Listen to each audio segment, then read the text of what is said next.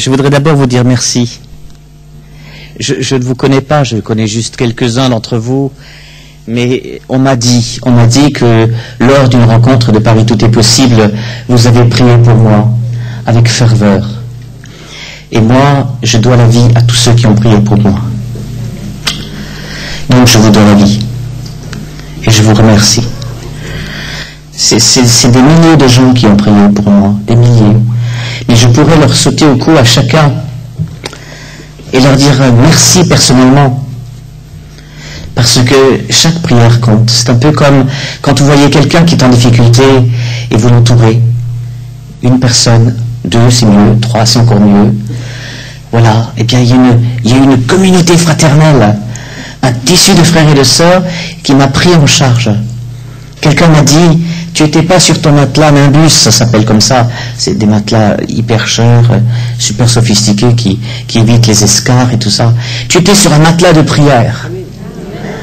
Voilà, et bien vous avez soufflé dans le matelas de prière, frères et sœurs, par votre prière. Alors merci de m'inviter à PTEP. J'ai cherché dans la Bible parce que je savais que j'irais dans un milieu évangélique, enfin œcuménique, mais voilà, il y en a derrière moi et tout ça. Alors j'ai trouvé, Père, tout est possible. C'est Marc 14, 36. Père, tout est possible. Hein, tout est possible à toi. Père, tout est possible. Voilà. Donc c'est comme ça que j'ai compris l'origine du PTEP. Voilà. On y avait pensé. Hein. Or, le contraire m'eût étonné. Voilà. Père, tout est possible. Ouais. Il y a quelques jours, je fêtais, enfin ça se fête pas vraiment, mais je pensais à un anniversaire, c'était le 3 septembre 2009. C'est en novembre, Carlos, je crois que je devais venir. Hein. Voilà, en 2009, je devais venir là, à cette école de guérison. Et le 3 septembre, on m'a ouvert le thorax et on m'a opéré d'une rupture de valve à l'intérieur du cœur. Une valve a sauté, comme ça, tout d'un coup, un matin, alors que j'étais en train de prêcher une retraite. Et cette opération s'est mal passée. Et là, j'ai plongé dans un coma qui a duré 2 mois et demi, au moins 2 mois et demi. Parce qu'on ne sort pas comme ça d'un coma d'un jour à l'autre, vous voyez, voilà. On replonge, on flotte, voilà. Et quand je me suis réveillé, autour de moi, j'entendais parler de la fête de Noël du service. Hein. Alors déjà, fête de Noël, moi, mes derniers souvenirs, c'était l'été. Hein. C'était l'été, j'étais hospitalisé le 18 août, et je me réveillais près de Noël. Voilà, j'entends parler de tout cela, et tout le monde se réjouissait que j'ouvre les yeux, que je comprenne à nouveau un peu de quoi il s'agit quand on me parlait.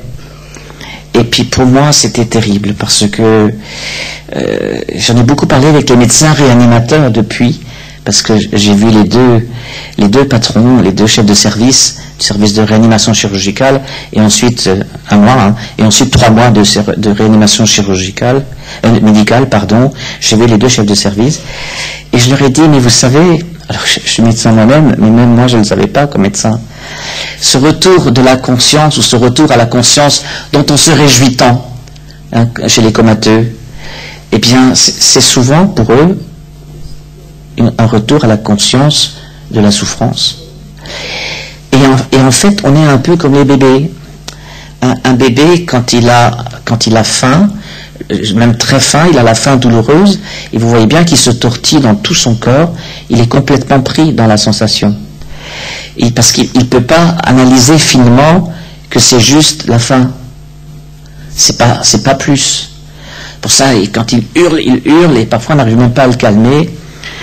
Eh bien, quand quelqu'un qui n'a pas toute sa conscience, mais qui est en train de revenir à mal, tout se mélange.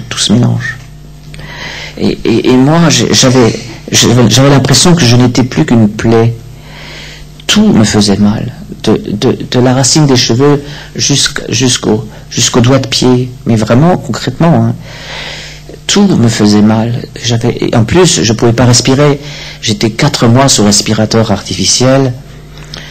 Et donc, j'arrivais pas à m'habituer à cette machine. Et elle se bouchait tout le temps. Et puis il fallait tout le temps me désencombrer. C'était épouvantable. J'étouffais en permanence. Donc mes poumons fonctionnaient plus, mon foie fonctionnait plus. Donc un jour sur deux, on me mettait sur le foie artificiel. Mon rein fonctionnait plus. Alors j'étais sur le rein artificiel. Pendant 10 jours, mon cœur opéré ne fonctionnait plus. Alors j'étais sur cœur artificiel. Un cœur externe, voyez, et tout ça dans le coma avec des chiffres biologiques épouvantables. Pour certains produits, c'était plus de 100 à 200 fois le maximum toléré. Voilà. Donc j'étais mourant. Carlos l'a dit. J'étais pas mourant qu'une fois, j'étais mourant longtemps, vous voyez. Donc c'est vrai qu'à un moment donné, je sais bien qu'autour de moi, même dans ma communauté, depuis Jacob, certaines personnes priaient pour que la délivrance arrive et que je meure, que j'arrête de souffrir. Et moi, quand les visites venaient me voir, souvent je pleurais et je secouais la tête parce que je ne pouvais pas parler puisque j'avais un tuyau dans la gorge. Voilà. Donc j'étais mourant. Eh bien, c'est vrai que j'aurais dû mourir. J'aurais dû mourir.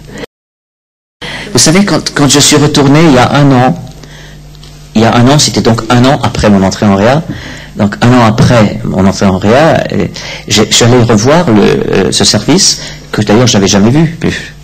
Moi, je me suis réveillé dans un lit, et quand le patron du service de réanimation m'a vu, de chirurgie, il m'a sauté au cou et il m'a embrassé.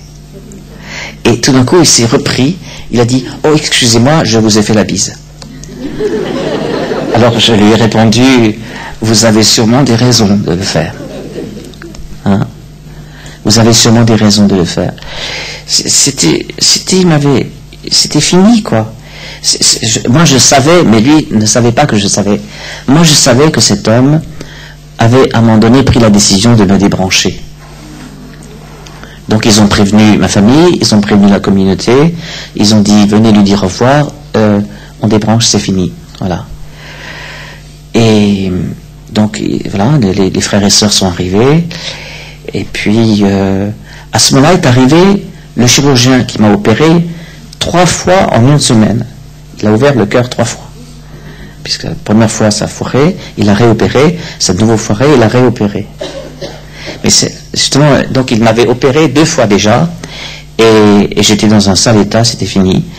Il arrive et il dit, on l'emmène au bloc. Alors la moitié du service de Réa s'est révoltée et l'autre moitié a suivi. Mais qu'est-ce qui lui a traversé la tête à ce chirurgien pour, avec les mêmes éléments que son collègue chef de service de réagir cardio, donc des gens très pointus, avec les mêmes éléments, l'un a dit on débranche et l'autre a dit on continue. Est-ce qu'on va appeler ça, pour faire vite, acharnement thérapeutique? Vous voyez, il ne faut pas trop vite s'énerver sur l'acharnement thérapeutique. Si c'est ça que vous dites, alors moi je suis content qu'on se soit un petit peu acharné, hein. Et vous devriez l'être aussi, parce que c'est ma première sortie aujourd'hui et elle est pour vous, hein. Alors, voilà.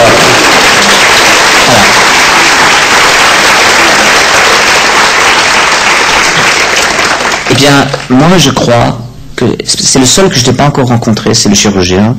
Intérieurement, je n'ai pas encore le feu vert. J'irai le voir pour lui dire d'abord merci. Je lui ai déjà fait savoir latéralement, mais pour lui dire personnellement. Mais j'irai le voir pour lui dire, mais qu'est-ce qui vous a pris de réopérer? Parce que ce jour-là, j'aurais dû mourir. Débrancher, mourir. Et là, je crois à la prière. Vous voyez? Quelles sont les pensées qui nous agitent en ce moment? Et d'où elles viennent? Vous voyez? Qui me met des pensées dans la tête? Hein? Alors, on s'en met soi-même. Hein? On pense des trucs, on a chacun sa propre histoire, hein? Histoire de la maladie, histoire de parents malades, histoire de... Bon. Et puis, il y a les autres. Voilà. Et puis, il y a des influences. Vous le savez, il y a des influences spirituelles qui se disputent la place en quelque sorte. Hein. Et je crois que ce professeur a été bien influencé ce jour-là. Il a été protégé. Déjà le matin, je pense qu'il a dû bien digérer son petit déjeuner. Hein. Il a dû, voilà. Pour une fois, il avait pas mal au dos. Hein. Il n'y avait pas d'embouteillage dans la ville. Je dis n'importe quoi, mais je dis, il est arrivé serein, très optimiste ce matin-là, en disant tiens, ce matin, je suis en forme. On lui dit tiens, on vous présente Bastien, quoi, encore lui. Bon, et il va le voir. Et il dit on l'aurait une bloc, quoi. Un autre qui aurait été en pleine indigestion, qui a mal dormi, qui s'est engueulé avec sa femme, il dira quoi, Bastien, j'ai déjà donné ma réponse. C'est bien si vous le débranchez, vous voyez. De quoi ça dépend? Eh bien, je crois que parfois ça dépend de pas grand-chose. Et nous pouvons faire pencher la balance. Vous voyez? En tout cas, la grâce de Dieu, animée par l'amour des frères, a fait que c'est la vie qui a été plus forte que la mort. Et moi, je voudrais vous parler aujourd'hui, dans des petites interventions que je ferai, je voudrais vous parler de l'amour du Père et de la grâce d'être aimé par le Père. Parce que vous savez, non seulement j'étais tiré d'affaire, je dirais physiquement, par le Seigneur qui, par le moyen de la médecine, hein, bien sûr, mais par le Seigneur. Vous avez bien vu comment les choses se sont passées. C'est le Seigneur qui a remis de la vie dans mes organes. Donc j'étais physiquement tiré d'affaire. Et mon dernier bilan de la semaine dernière, hein, j'ai encore des traces, là, on pique tout le temps, eh bien, il est impeccable. Le foie fonctionne, les reins fonctionnent, tout fonctionne. Voilà. Ça c'est physiquement tiré d'affaire. Mais il y a quelque chose qui est presque pire que le physiquement tiré d'affaire. Parce que je vous ai dit, quand je suis revenu à la conscience, je suis revenu à la conscience de la souffrance.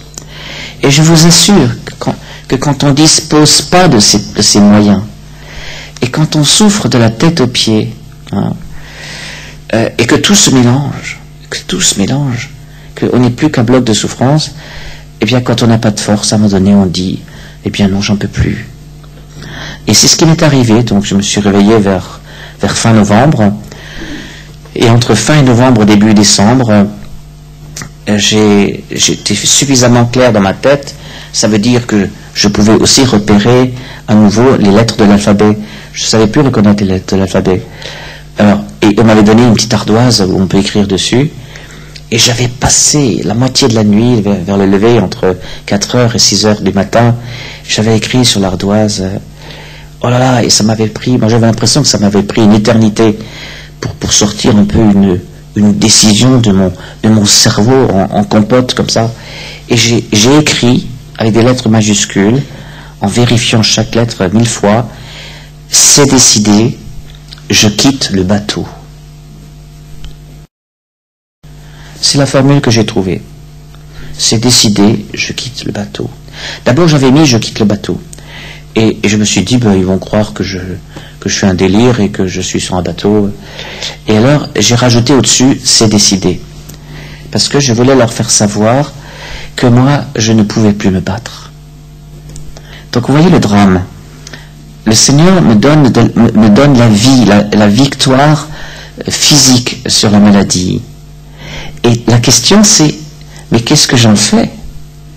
Et moi, je ne savais plus, je ne pouvais plus rien en faire. Donc j'ai dit, moi, je me laisse mourir maintenant, faites ce que vous voulez. Je n'ai pas demandé d'euthanasie, hein. Comme médecin et comme président d'un comité d'éthique, pendant 10 ans, on a travaillé aussi les questions d'euthanasie. Moi, je n'avais pas demandé l'euthanasie. Mais je pouvais baisser les bras et ne plus me battre. Donc je l'ai décidé. Alors le matin, quand l'équipe du matin est arrivée, ils ont vu cette ardoise sur mon lit, et puis ils l'ont emmenée, et ça a fait tout un grabuge dans le service, surtout à cause et grâce à cette excellente loi Leonetti, hein, qui est l'ultime barrage contre la légalisation de l'euthanasie chez nous. Hein. Leonetti permet aux médecins de ne pas s'acharner, hein, c'est-à-dire l'abstention thérapeutique. Ils peuvent se retirer. et demande même, fait même obligation au médecin de respecter le désir du malade. Donc vous imaginez, il fallait qu'il discute. Est-ce qu'il est suffisamment conscient pour décider quelque chose comme ça? Est-ce qu'on peut faire confiance? Bon. Et vous savez ce qui s'est passé? Il s'est passé deux choses incroyables qui sont de la pure grâce du Seigneur. La première, c'est que la chef de service de Réa, où j'étais, donc il y a le grand patron de la Réa Chir, mais là je suis en Réa médical, c'est les 3 derniers mois en Réa. Et là, il y a 3 sous-services, si vous voulez. Dans le sous-service où j'étais, dans l'unité où j'étais, la chef de service est une femme médecin musulmane, Malika. Alors, Malika, je ne l'appelais pas comme ça, mais tout le monde dans le service l'appelait Malika. Malika, vers 11h du matin, se met à côté de mon lit, s'appuie sur les barrières, j'avais des barrières, pour pas tomber du lit, et elle me regarde dans les yeux, c'est une Algérienne, des yeux noirs, des beaux yeux comme ça, et elle me transperce, je sais pas, j'étais encore plus transpercé que par mes tuyaux, par son regard. Et elle me dit, comme ça, alors comme ça, monsieur Bastien, vous voulez mourir? Vous voyez, plus franc, ça n'existe pas. Hein. Moi, j'étais avec je quitte le bateau, vous voyez. Et elle, alors comme ça, monsieur Bastien, vous voulez mourir? Et je la regardais, et je savais pas quoi répondre. Dans mon cœur, j'avais un peu quelque chose contre elle aussi, parce que elle faisait partie, dans mes souffrances, de mes bourreaux. Puisque elle m'imposait de me lever au bord de mon lit alors je m'effondrais, elle m'imposait d'avaler de la bouillie alors que je pouvais juste avaler de l'eau, tout ce qu'elle pensait devoir faire, pour moi c'était un supplice supplémentaire. Donc elle était du côté des ennemis quand même. Hein. Et donc quand elle me dit, alors comme ça vous voulez mourir, je crois qu'avec cette phrase elle a touché juste, parce qu'en fait je ne voulais pas mourir. Ma volonté, ma volonté, c'était pas de mourir. Ma volonté, c'était de plus souffrir et que me laisse tranquille. Ma volonté. Il y a une différence quand même. Hein. Et alors, je répondais pas. Et alors, tout d'un coup, elle me dit, vous êtes croyant.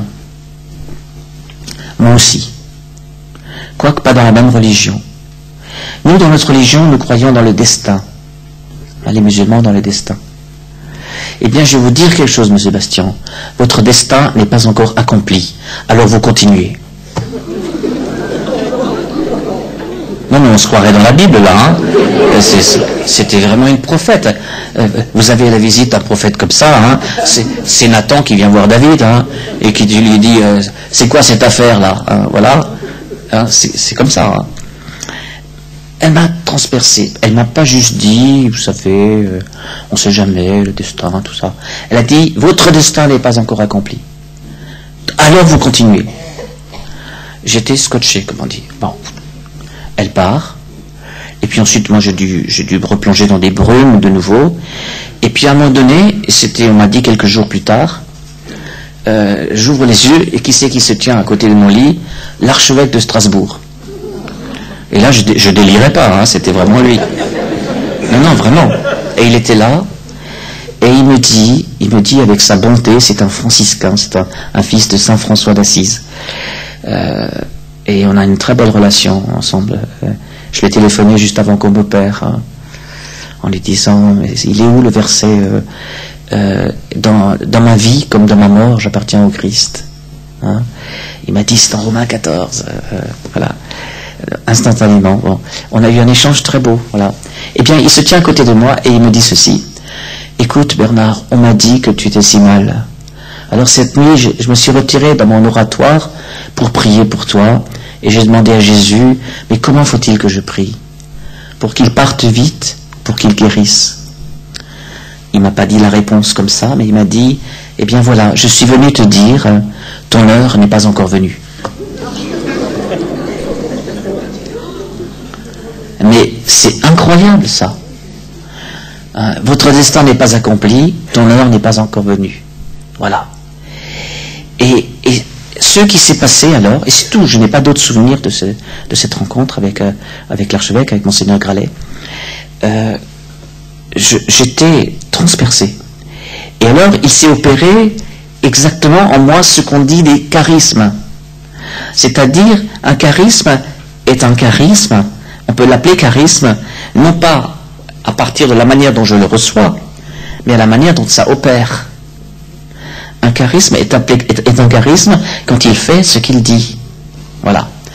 Eh bien, toutes mes idées de ne plus me battre, de quitter le bateau, tout a disparu, ça s'est dissous, envolé. J'oubliais même que je l'avais dit, voyez. Et sans m'en rendre compte, je me remettais à coopérer avec les médecins, avec les soignants, avec voilà. Un soir, j'ai un ami prêtre assez célèbre en France, puisqu'il a écrit plusieurs livres, le père Denis Ledogard. Il écrit des livres sur son expérience d'aumônier d'hôpital. Le père Denis, le père La Tendresse. C'est comme ça que la presse l'appelle. Et on se connaît depuis longtemps parce qu'il est originaire du village voisin du mien. Alors Denis vient me voir, il est aumônier dans l'établissement où j'étais. Et presque tous les soirs, il venait me voir. Et un soir, il vient me voir et il me dit, t'as besoin de quelque chose? Alors avec les lèvres, je parlais que avec les lèvres, hein. Je lui disais, je voudrais me confesser. Alors il éclate de rire. Il me regarde comme ça. Il dit, t'as fait beaucoup de péchés comme ça?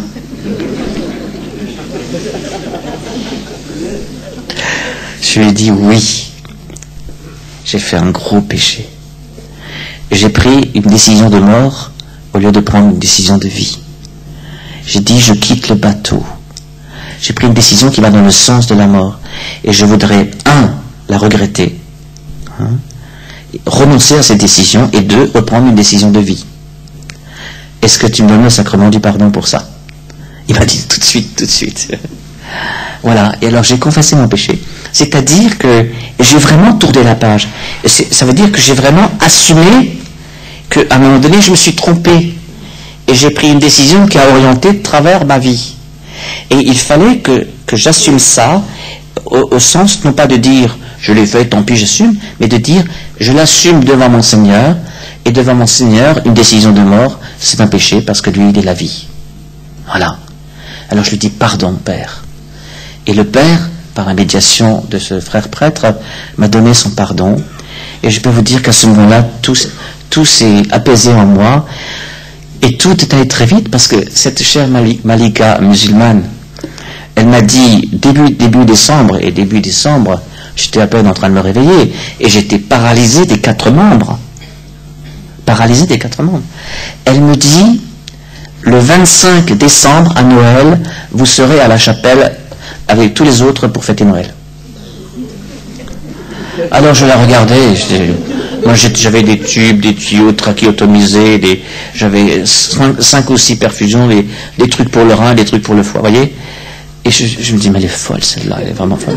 Bon, 8 jours avant Noël, elle me dit, Sébastien, là j'ai 8 jours de congé, ou 10 jours, donc maintenant je ne suis plus là jusqu'après Noël, mais je vous donne rendez-vous au 25 décembre à 10h30 à la messe de l'hôpital à 10h30.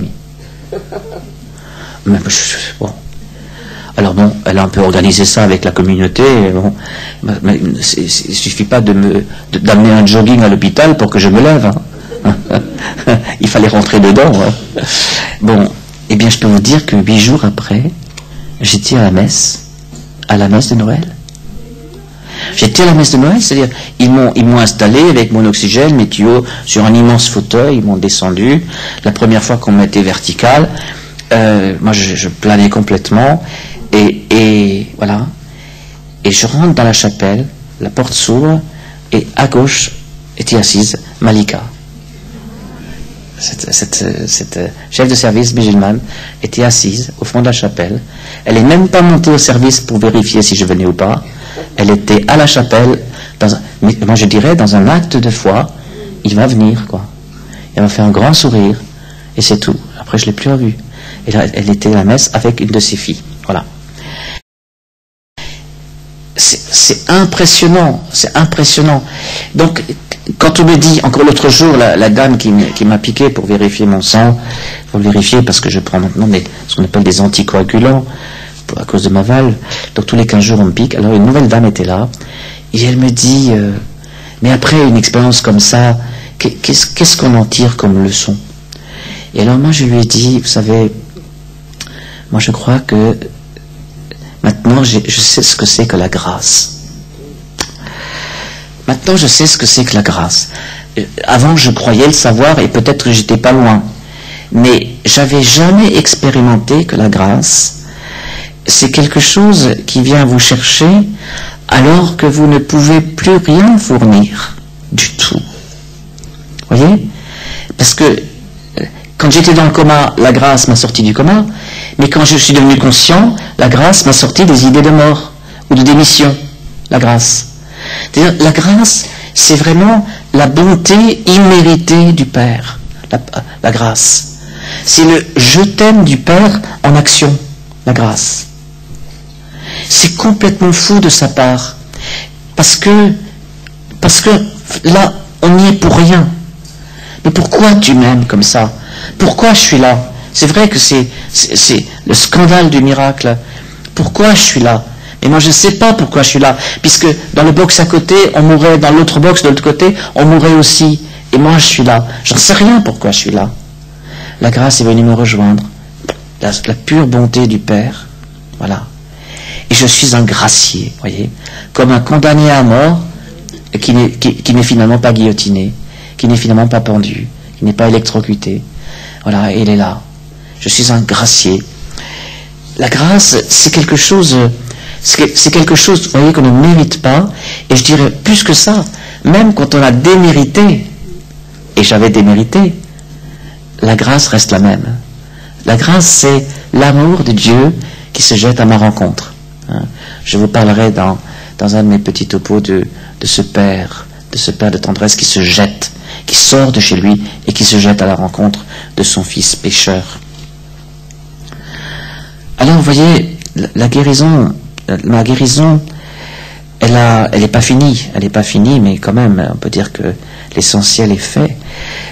Ma guérison m'a encore plus qu'avant enraciné dans la conviction que le Père ne cherche qu'une chose, c'est à aimer les hommes, à aimer ses enfants et à se faire connaître comme un Père d'amour qui prend soin. Il ne cherche que ça. Donc il cherche des témoins de ça. Il cherche des occasions de ça. Il cherche des lieux pour ça.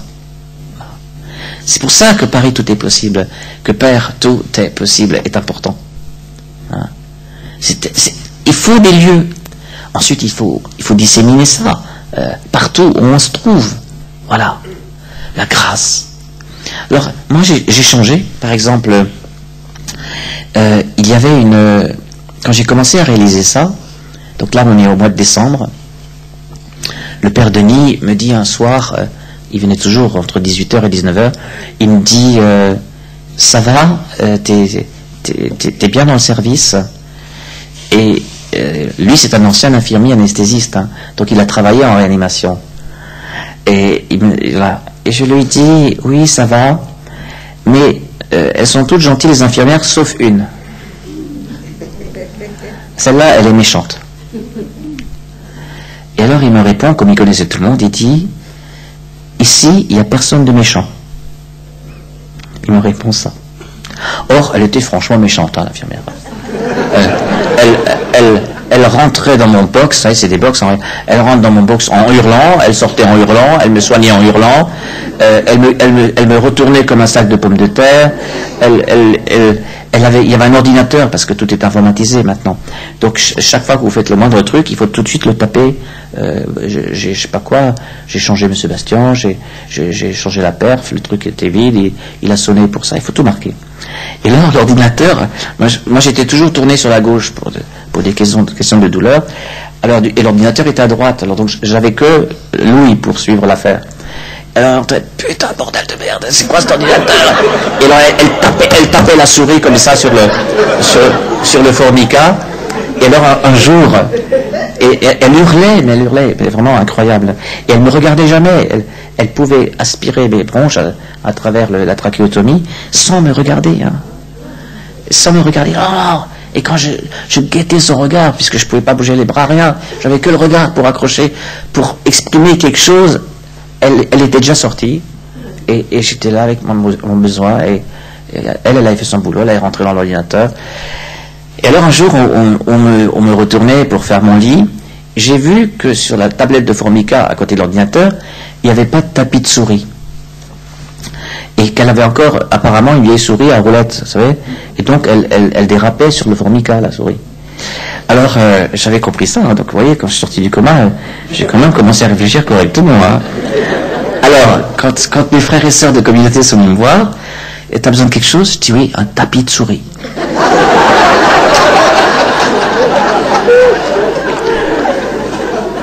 Un tapis de souris. Un quoi? Alors, comme il n'y a pas de son, hein, il n'y a que les lèvres. Tapis de souris. Non, il n'y a pas de doute, c'était tapis de souris. Bon, voilà. Et je désignais avec mes yeux comme ça à l'ordinateur. Bon, et puis personne, bien sûr, des visites n'ose toucher à l'ordinateur. Hein. Bon, et finalement, quelqu'un a compris. Et pour moi, c'était très important. Parce que, grâce à la parole de Denis, il m'est revenu en mémoire un livre que j'avais lu quelques mois avant, au mois de mai, et qui s'appelait « J'irai moi-même le guérir ». C'est un livre traduit de l'anglais qui s'appelle « I will come myself ». C'est en Matthieu 8, quand on va chercher Jésus, je crois que c'était le fils d'un centurion, et on me dit qu'il est malade. Et Jésus dit « J'irai myself ». J'irai moi-même, j'irai en personne le guérir. Et l'auteur de ce livre, qui est un prêtre lazariste, un missionnaire, qui raconte des choses merveilleuses qui se sont passées durant ses missions en Afrique anglophone, vraiment une puissance charismatique, il s'est rendu compte qu'en fait, il a été ordonné pour que Jésus puisse venir en personne guérir les gens. Partout. Pas seulement quand il dit la messe, pas seulement quand il est en ministère, partout. Voilà. Et là, il raconte des tas d'anecdotes où il s'est fait surprendre dans des endroits où il ne s'y attendait pas, les grands hôtels américains, les trucs, et tout d'un coup, I will come myself. Voilà. Et ça m'avait bouleversé. Et ce livre m'est revenu en mémoire à ce moment-là. Et je me suis dit soudain, alors que j'étais tétraplégique dans mon lit, en réa, machin, j'ai dit, je suis prêtre pour que Jésus puisse venir lui-même en personne guérir cette infirmière. Voilà. Comment je vais faire? Voilà. Et alors donc, la première chose, c'était de lui procurer un tapis de souris. Bon. Alors, on a mis le tapis de souris sous la roulette, sous la souris, et puis apparemment, ça fonctionnait. Elle rentre comme une bombe dans le box, et puis ça fait brrr, et j'entends pas crier. Je dis, tiens, voilà. Mais elle s'est pas dit, tiens, tout sur le tapis de souris, hein. C'est sans doute l'administration a fourni un tapis de souris. Comme vous le savez, l'administration n'a rien d'autre à faire que de procurer les tapis de souris, hein. Voilà. Ça c'est, voilà. Bon. Et alors, je me suis dit, ça suffit pas. Un jour, elle avait le visage ravagé comme ça, ravagé. Et pendant qu'elle triturait mes tuyaux, comme ça, penchée au-dessus de moi, je guettais la fraction de seconde où elle serait obligée de juste regarder la couleur de ma peau pour au moins savoir si je suis encore vivant ou mort. Il fallait bien qu'elle me regarde et pas seulement les écrans. Bon, alors, elle croise mon regard, je l'accroche et je lui parle. Elle dit quoi? Alors je lui dis, vous avez l'air fatigué. Alors là, elle est arrêtée. Non, ça va. Quelques jours après, elle reprend son service, j'accroche de nouveau son regard et je lui dis, aujourd'hui ça va mieux. Et elle part toujours comme une bombe comme ça. Et un soir, vers 9h du soir, donc après son service, on avait déjà éteint la lumière dans mon box et je vois une silhouette comme ça à contre-jour entrer dans mon box. C'était elle. Et elle me dit, elle s'assoit à côté de mon lit, et elle me dit cette parole tout à fait presque enfantine. Elle me dit, c'est vrai que vous êtes un mon père? C'est vrai. Donc là, on voit le degré de pratique, voyez. C'est vrai que vous êtes un bon père? Alors j'ai dit oui. Alors elle dit, alors vous écoutez les gens? Alors j'ai dit oui. Moi je sais pas encore écouter grand chose, mais bon. Et je lui dis oui. Et elle me dit, et alors vous m'écouterez? Alors j'ai dit oui. Elle est ressortie. Et puis 2 ou 3 soirs plus tard, elle est venue. Et pendant au moins 1 heure, elle m'a raconté sa vie. Moi j'étais là, je me maintenais les yeux ouverts. Mais ce moment était féerique parce que j'étais prêtre de Jésus, c'est-à-dire spécialement là pour ça. Vous voyez, c'est ça, prêtre de Jésus. Les prêtres de Jésus, ce ne sont pas des gens qui prennent le monopole, hein, et qui eux font ça. Ils sont là, comme je l'ai dit le jour de ma première messe dans mon village. Je suis un pense-bête. Je suis juste là pour vous rappeler que c'est ça que vous avez à faire. Mais moi, c'est carrément permanent et je suis ordonné pour ça. Ma vie y passe. Mais c'est pour rappeler que vous êtes tous prêtres. Donc chacun est là pour être spécialement là pour l'autre, pour que Jésus puisse venir le guérir. Vous voyez? Et que ça, c'est le signe de l'amour du Père. Vous voyez, ça ne suffit pas juste d'avoir des lieux où les gens guérissent. Il faut que les gens comprennent le sens de cette guérison. Que ça veut dire, ça y est, la bonté du Père les a rejoints. Il y a quelqu'un pour qui je compte. Hein? J'existe pour quelqu'un. Je suis quelqu'un pour quelqu'un. Il y a quelqu'un pour moi. Hein? C'est pas comme cet homme dans l'évangile de Jean, qui, au chapitre 5, je crois, et qui dit « Je n'ai personne ». Vous vous rappelez que personne ne le plongeait dans la piscine. « Je n'ai personne ». Moi, cette parole, elle me fait la chair de poule chaque fois que je la relis. Je n'ai personne. C'est pas normal qu'un homme sur la terre dise « Je n'ai personne hein ». Parce que le Père aime cet homme, et le Père a donc prévu de lui envoyer des personnes pour le lui faire savoir. Hein? J'irai moi-même le guérir, par toi, par toi, par toi. Moi, c'est ministériel. Je suis ordonné pour ça. Mais je suis ordonné pour que le peuple chrétien reprenne conscience de son sacerdoce. Voilà. Alors voilà, donc j'ai plus jamais revu cette infirmière parce que tout d'un coup, on m'a déménagé, on m'a changé d'hôpital. Mais comme elle m'avait dit qu'elle voulait changer de métier et que j'avais une petite idée sur les pistes qu'elle voulait explorer, je m'étais fait livrer une liste d'adresses que je me proposais de lui donner où elle pouvait s'adresser. Et finalement, la seule petite enveloppe que j'ai laissée dans le service avant de partir, c'était pour elle. Vous voyez? Et moi, j'étais heureux parce que, vous voyez, mi-décembre, j'ai vécu ça avec cette infirmière. Et puis, 1 semaine ou 10 jours après, j'étais à la messe de Noël. Voilà. Prêtre, voyez. Et quand on m'a mis en fauteuil roulant avec tout mon attirail à côté de l'autel, je dis, mais je crois rêver. Et on m'a mis une étole. Et c'était pour dire, ben tu vois, peu importe l'état dans lequel tu es prêtre de Jésus-Christ. C'est-à-dire, tu es ordonné pour qu'on sache que Dieu nous aime. Quoi. Mais je crois que j'ai compris plus tard hein, que là, c'était comme liturgiquement, c'est-à-dire dans une célébration, on célébrait ce que je venais de vivre. Vous voyez? Je serais resté sur elle est méchante. J'aurais pas été prêtre. J'aurais attendu d'être de nouveau en bonne santé pour le redevenir, comme si c'était un métier. Vous voyez? Nous sommes prêtres, vous voyez, prophètes et rois par notre baptême. Eh bien, ce que nous disons profondément dans notre foi chrétienne, ça veut dire nous sommes ce que le Christ est. Et là, c'est pas un métier, c'est tout le temps. Vous voyez? J'irai moi-même le guérir. Ah, c'est un grand bonheur. Ce qui fait que je suis brûlé désormais par saisir toutes les occasions pour laisser passer cette bonté du Père. Voyez, saisir toutes les occasions pour laisser passer et pour l'honorer. Alors par exemple, je suis très sollicité, des gens me téléphonent, c'est presque tous les jours. Mon père, on m'a parlé de vous, j'ai un grand problème, ou mon fils est dépressif, mon mari est mort, il s'est suicidé, enfin tous les jours j'entends des appels comme ça. Et alors j'ai beaucoup appris comment est-ce qu'on peut dire non, voyez. parce que tout simplement c'est impossible de répondre à tout ça. Mais comment on peut dire non tout en honorant un peu la demande en disant mais par contre vous pouvez venir ici ou là, ou je connais quelqu'un qui, vous voyez, pas laisser les gens sur... Voilà. Mais moi je faisais rien de plus.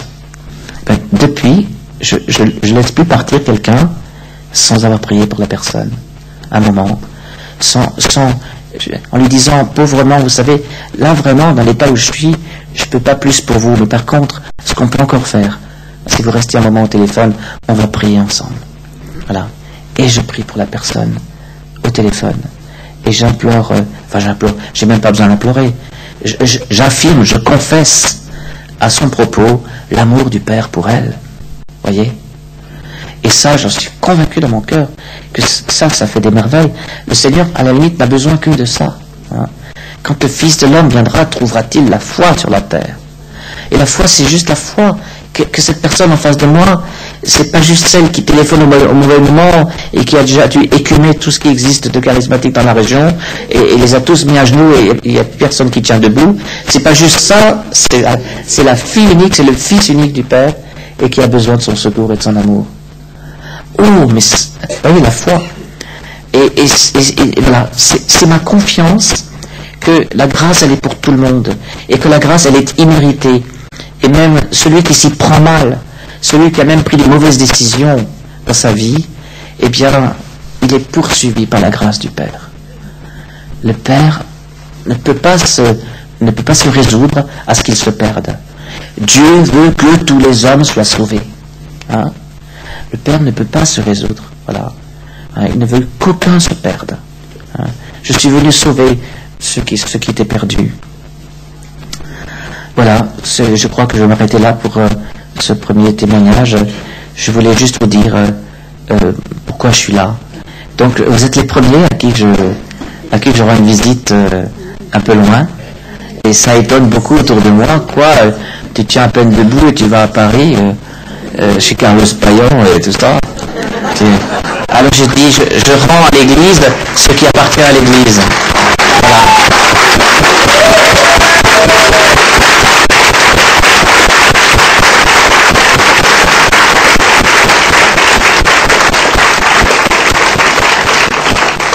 Le lendemain de mon retour, je suis rentré le 7 mai 2010, après 9 mois d'hôpital. Le 7 mai, je suis rentré, 9 mois d'hospitalisation, et le 8 mai, le lendemain, j'étais à la cathédrale de Strasbourg, où Monseigneur Gralet réunissait une grosse partie du diocèse autour d'une fête de la parole de Dieu. Voilà. Et j'étais épuisé, j'étais encore en fauteuil roulant, voilà, j'allais pas bien, mais j'étais dans la cathédrale avec mes frères, et je leur ai dit, je veux rendre à l'église ce qui appartient à l'église. Voyez. Et c'est ça, rendre grâce. Rendre la grâce. Voyez. Je ne veux pas partir avec mon caddie, avec dedans ma petite grâce, et je l'amène à la maison. Hein. Je promène mon caddie dans la cathédrale et je dis, regardez comme elle est belle, et celui qui la donne est encore plus beau. Amen.